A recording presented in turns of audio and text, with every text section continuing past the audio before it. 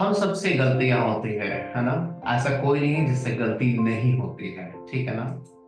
और गलतियों के समय में कई बार परमेश्वर के पास हमारे जाने का जो हिम्मत है वो जवाब देने लगता है, और विशेषकर जब बार बार हो जाती है या फिर जानबूझकर हो जाती है। गौर से सुनिएगा, विशेषकर जब हम लोगों से गलतियां होती है, चाहे वो जानबूझकर हो चाहे अनजाने में, और उसमें भी कई बार अगर जानबूझकर बार बार हो जाती है, तो हमें परमेश्वर के पास जाने में क्या होता है, हमारा हियाव कम होने लगता है ना।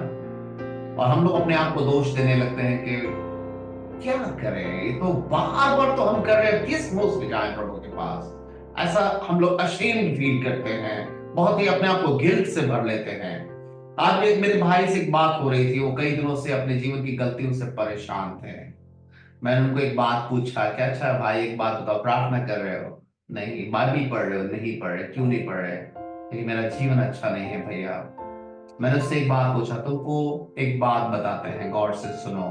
मैंने उसको बताया कि भाई, दो प्रकार के लोग अगर तुम्हारे लाइफ में हैं, अगर एक है जो जज है और दूसरा अगर दोस्त है। तुमको पता जज और दोस्त में क्या अंतर है? जज अपनी सीट से जब तुम्हारी कमियों को, तुम्हारे अपराधों को देखेगा, तो उसका जो देखने का नजरिया होगा, तुमको दुख देने का होगा, तुमको क्या बोलते, सजा देने का होगा, तुम्हारे दर्द को नहीं समझेगा। लेकिन अगर वो दोस्त है तो तुम्हारी बातों को समझेगा, तुम्हारे दर्द को समझेगा।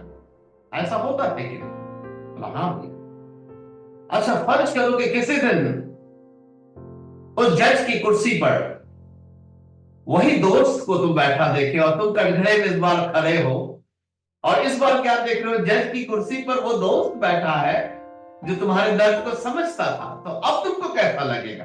क्या तुमको ऐसा लगेगा कि अरे बाप रे, तो मेरा दोस्त है, मेरा दोस्त जज बन गया, आज तो मैं बच जाऊं? क्या ऐसा लगेगा?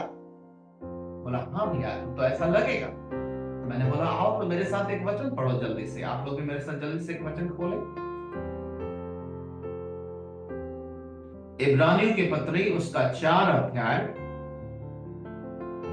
इब्रानियों की पत्री उसका 4 अध्याय,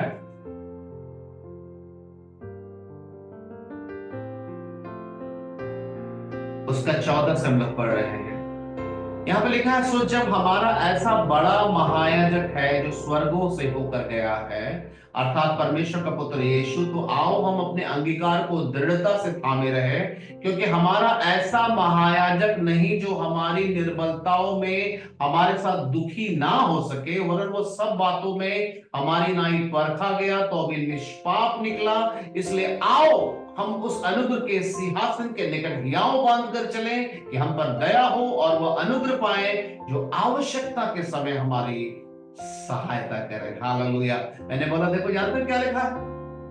हमारा ऐसा महायाजक है जो हमारे दुखों में हमारे साथ दुखी होता है। तो तुमने अभी माना था कि दोस्त जो है हमारे दुखों में दुखी होता है, जज को मतलब नहीं है। तो यहां देखो लिखा है, यीशु मसीह आज जज बना हुआ है हमारा, और वो कौन है? वो हमारा दोस्त है। तो क्या उससे प्रार्थना करने के लिए, जाने के लिए तुमको अब कोई टेंशन है? बोले जी हाँ, ये तो पहली बार इस तरह से समझ में आया। हमने आज से कभी मत घबराना, कभी मत डरना। जब जज के सिंहासन को देखना तो समझना कि तुम्हारा दोस्त वहां पर बैठा है। मेरे प्रिय भाई बहनों, यीशु मसीह ने यूहन्ना की पुस्तक में स्पष्ट कहा है कि मैं आगे से मैं तुम्हें दास नहीं दोस्त कहा करूंगा। हालेलुया। मेरे प्यारे भाई बहन, आपके जीवन में कोई भी समस्या, कोई भी गलती जिससे आप नहीं निकल पा रहे हैं, आप निराश हो रहे हैं, आप तुरंत यीशु मसीह की ओर देखते हैं। आपको पहले ये समझना है कि उस न्याय के सिंहासन पे आपका दोस्त बैठा है जो समझता है। अब तो अगर आपको पता चल जाएगा आपका दोस्त बैठा है, तो बताइए आप डर के जाएंगे कि हिम्मत से जाएंगे?